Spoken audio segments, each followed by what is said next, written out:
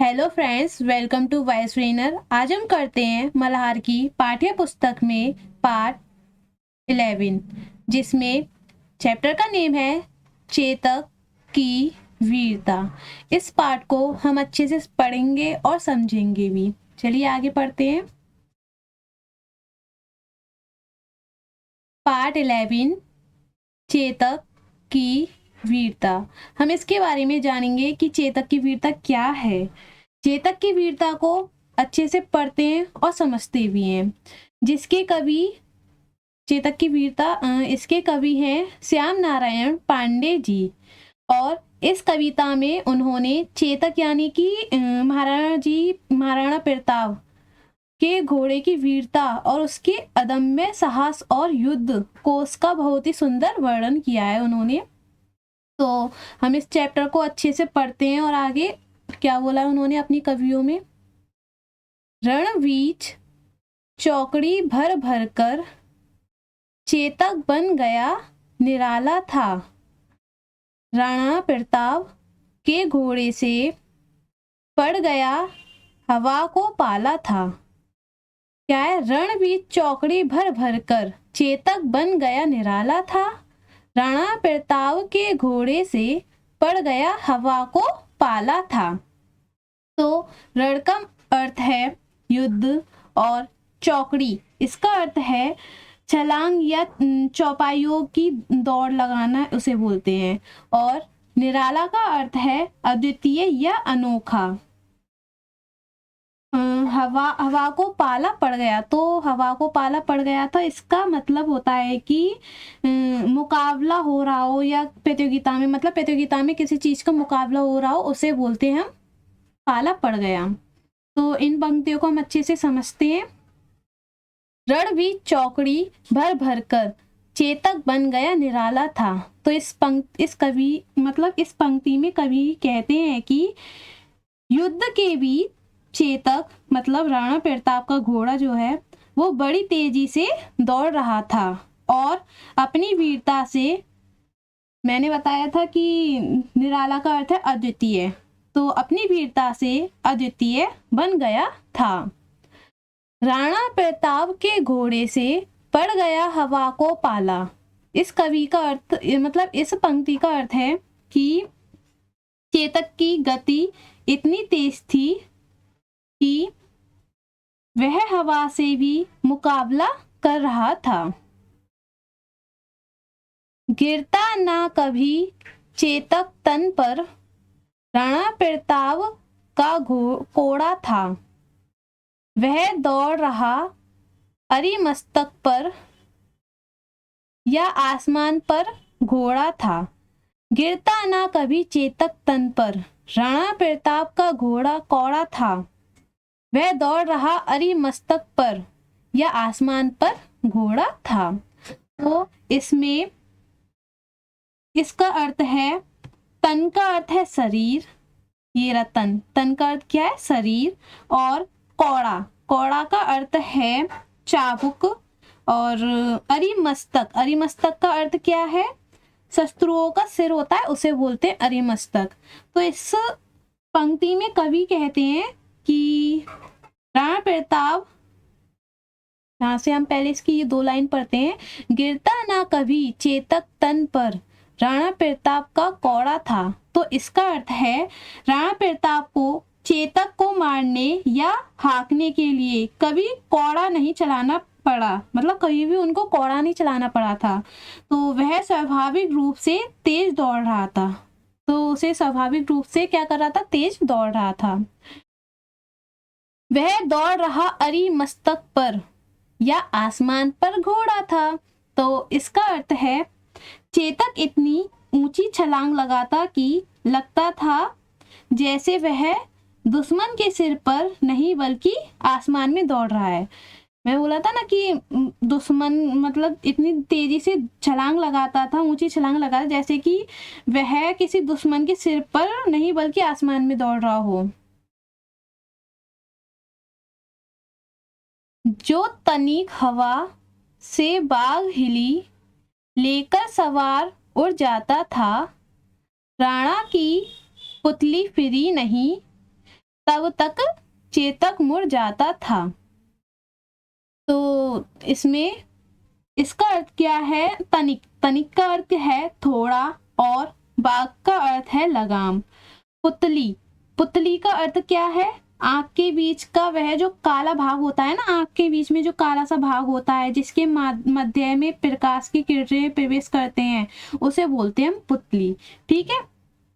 तो जो तनिक हवा से बाग हिली, लेकर सवार उड़ जाता था। तो इन दो पंक्तियों का अर्थ है, जैसे ही थोड़ी सी हवा बाग बाग मतलब लगाम को हिलती थी, तो चेतक अपने सवार मतलब राणा प्रताप को लेकर तेजी से उड़ जाता था। राणा की पुतली फिरी नहीं, तब तक चेतक मुड़ जाता था। तो इसका अर्थ है, राणा प्रताप की आंखों की पुतलियां जो होती हैं, वो घूमने से पहले ही चेतक अपनी दिशा बदल लेता था। मतलब उसके घूमने से पहले ही वो कहीं और अपनी दिशा बदल लेता था। ठीक है। अब दूसरा मतलब पैराग्राफ पढ़ते हैं। कौशल दिखलाया चलो चालों में, उड़ गया भयानक भालों में, निर्भीक गया वह ढालों में, सर पर दौड़ा करवालों में। क्या बोला इसमें? कौशल दिखलाया चलो चालों में, उड़ गया भयानक भालों में, निर्भीक गया वह ढालों में, सरपट दौड़ा करवालों में। तो इसमें कौशल का अर्थ है निपुणता। कौशल का अर्थ क्या है? निपुणता। और भयानक का अर्थ है डरावना। क्या अर्थ है? डरावना। और निर्भीक, निर्भीक का अर्थ है डर, डर लग जाना। और सरपट, सरपट का अर्थ है तेज दौड़ते हुए। क्या इसका अर्थ? तेज दौड़ते हुए। करवालो मतलब तलवारें होती है ना, उसे बोलते हैं तलवारों। करवालो का मतलब है तलवारों।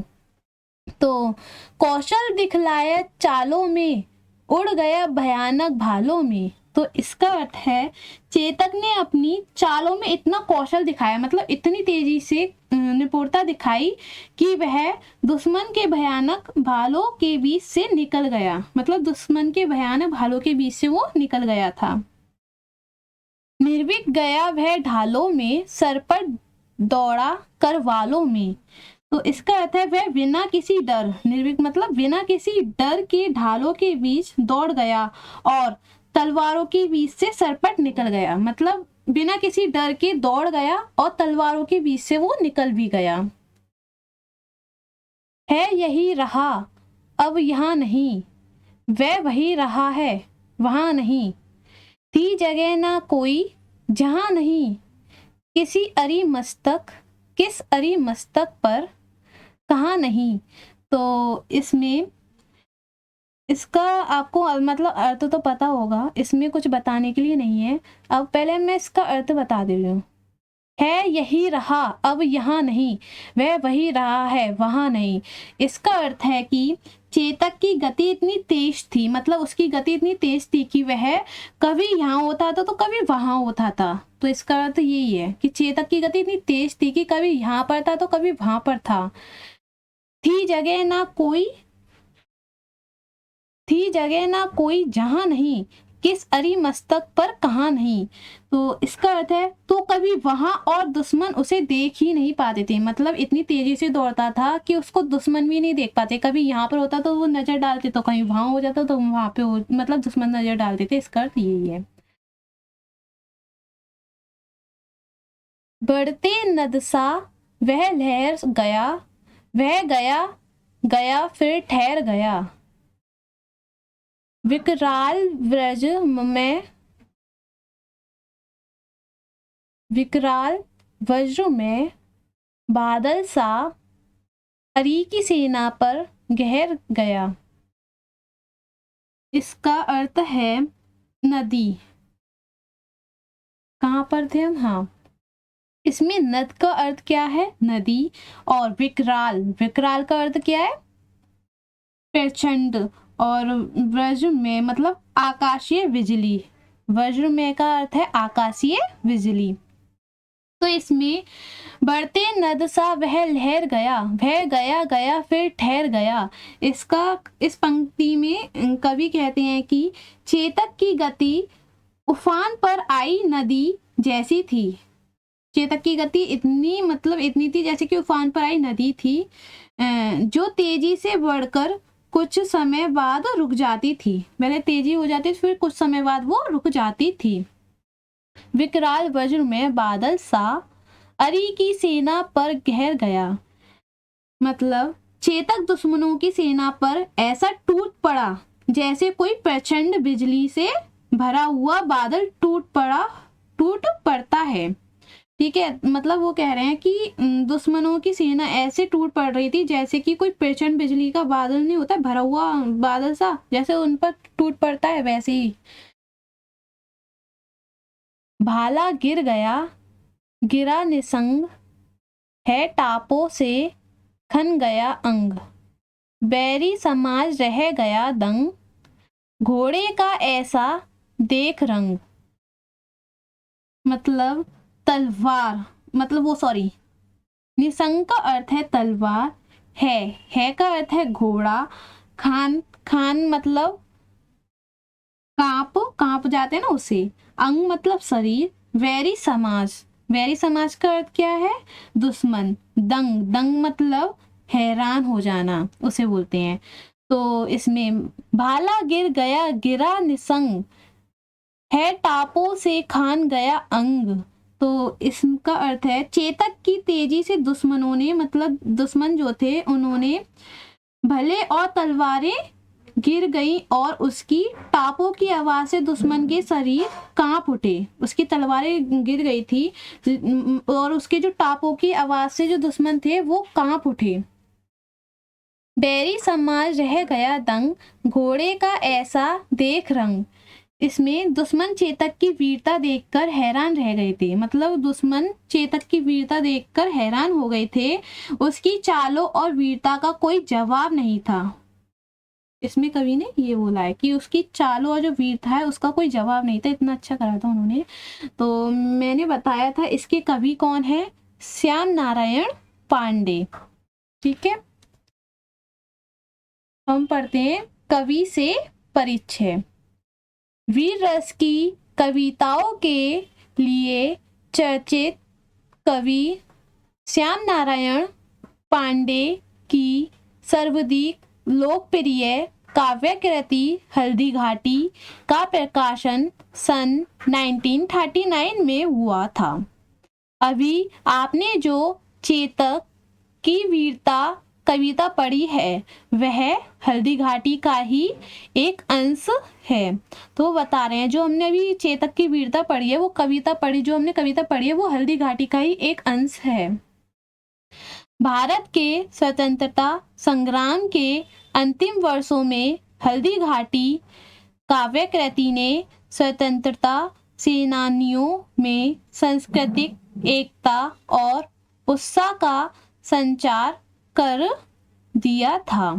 ठीक है, श्याम नारायण का जन्म कब हुआ था? 1907 में। और उनकी मृत्यु कब हुई? जन्म कब हुआ था? 1907 में और मृत्यु 1991 में हुई थी। चलिए आगे बढ़ते हैं। अगर आपको वीडियो अच्छी लगी तो चैनल को like, share and subscribe. Thank you.